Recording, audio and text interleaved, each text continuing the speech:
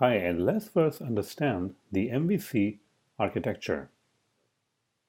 All the default applications in iOS development are created using MVC architecture. The MVC architecture consists of three different components: the model, view, and the controller.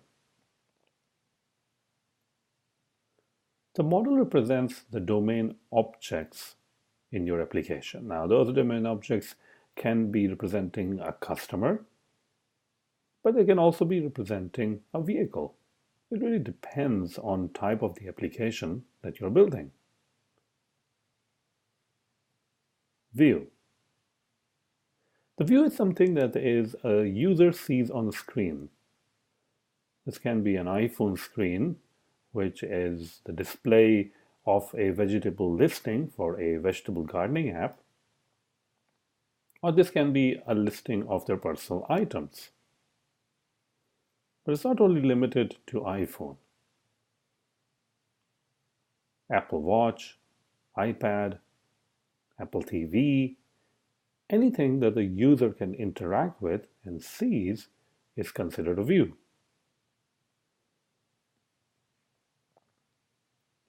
The controller is the middleman that makes sure that the view can communicate with the model and the model can communicate with the view.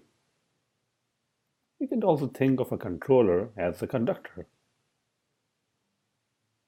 because it conducts the flow from the model to the view and from view to the model. It's a great architecture diagram for the MVC pattern. You can see that the model and the view never really talk to each other directly. They always use the controller in between. The controller can get actions from the view and then convert them and notify the model.